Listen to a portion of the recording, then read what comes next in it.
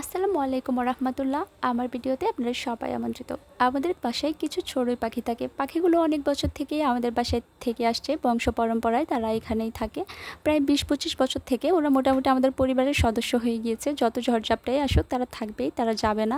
তো আমরাও পাখিগুলোকে অনেক আদর করি, মাঝে মাঝে একটু ভাত দিই, চাল দিই। যদিও পাখিদেরকে খাবার দিতে হয় না, এমনিই তারা থাকে, বাইরে থেকে খাবার খেয়ে আসে। তারপরেও ভালো লাগে, দিতে ভালো লাগে, ওদের সাথে একটু খেলাধুলা করতেও ভালো লাগে। তো ইদানিং কিছু পাখির বাচ্চা বাসা থেকে পড়ে যায়, একদম পড়ে গিয়ে হাত পা ভেঙে যায়। অনেকগুলো বাচ্চা থেতলে গিয়েছে, একটু সামনে আসলেই তারা পড়ে যায়। এই কয়দিনে পড়ে পড়ে অনেকগুলো পাখির বাচ্চা মারা গিয়েছে। এটা খুবই দুঃখজনক, খুবই খারাপ লাগছে। তো মনে খুবই খারাপ লাগলো, কষ্ট লাগলো। সবাই ভালোবাসায় থাকবে, পাখিরা কেন কষ্ট করবে? তো তাই জন্য পাখিদের জন্য একটা পাখির বাসা কিনে আনলাম, মাটির হাঁড়ি। তো এই পাখির বাসাটা খুবই ভালোই ছিল, মোটামুটি দেখতে খুবই পছন্দ হয়েছিল। মাটির কলসও আছে। তো আমি যেহেতু বাসার ভেতরেই ওরা থাকে, ওদের বাসার কাছেই এটা সেট করে দেব, তার জন্য হাঁড়ি কিনে নিয়ে আসলাম। এটাতে একটা বড় মুখ আছে আর চারপাশে ছিদ্র আছে, দড়ি ঢুকিয়ে তারপর এটা বেঁধে দেওয়া যাবে। তো এই তো পাখির বাসাটা দেখছিলাম, আব্দুল্লাহ টানাটানি করছিল, সে লাগাবে। তার তো পাখিগুলো অনেক পছন্দের, অনেক মায়া করে।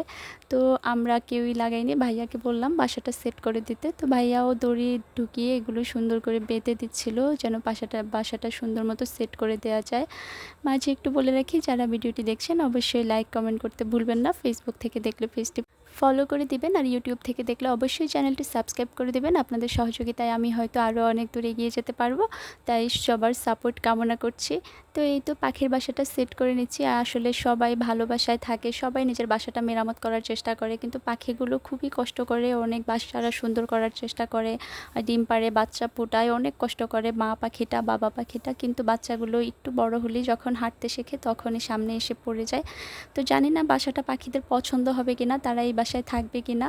তারা তো ওই ঘরের টিনের চালার নিচে ফাঁক ফোকরেই বাসা করে নেয়। চড়ুই পাখি তো সবসময় এরকমই করে। তো এই বাসাটা তাদের পছন্দ হবে কিনা এটা নিয়ে একটু টেনশনে আছে, তারা থাকবে কিনা।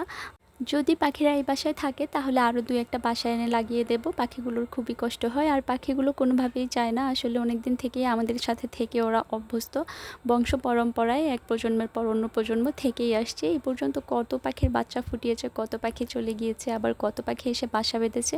তো এই তো ফাইনালি বাসাটা রেডি করা হয়ে গিয়েছে। এখন এর ভেতর কিছু কুটা কাটা দেবো, খড়কুটো, যেন পাখি বুঝতে পারে এটা পাখির বাসা। না হলে তো তারা খালি বাসায় একদমই আসবে না, তাই একটু খড়কুটো খুঁজে নিয়ে আসতে গেলাম। তারপর খড়কুটোগুলো বাসার ভেতর সেট করে দিচ্ছি। দেখতে খুবই সুন্দর লাগছে, একদম ছোটোখাটো একটা পাখির বাসা, আরামদায়ক, খুবই ভালো লাগছে। উপরে ফাঁকা থাকবে আর পাখিগুলো ওই মুখটা দিয়ে এসে ভেতরে থাকবে। আসলে যে কোনো প্রাণীর সাথে থাকলেই তাদের প্রতি একটা ভালোবাসা কাজ করে, মায়া কাজ করে। তাদের কষ্ট দেখলে আমাদেরও কষ্ট হয়, এটাই স্বাভাবিক আর এটাই চিরন্তন। মানুষ মাত্রই এরকম, কিন্তু সব মানুষ এরকম হয় না। অনেক মানুষ আছে দীর্ঘ সারা জীবন একসাথে থেকেও একটা টাইমে ঠকিয়ে চলে যায়। তো যাই হোক, পাখির বাসাটা এই তো খুবই সুন্দর লাগছে দেখতে, ভালোই লাগছে। তো পাখির বাসাটা সেট করে ফেললাম আমাদের বারান্দার টিনের চালার নিচে। তো ভিডিওটি কেমন লাগলো অবশ্যই কমেন্টে জানাতে ভুলবেন না। আজ এ পর্যন্তই, সবাই ভালো থাকবেন, আমাদের জন্য দোয়া করবেন। আল্লাহ হাফেজ।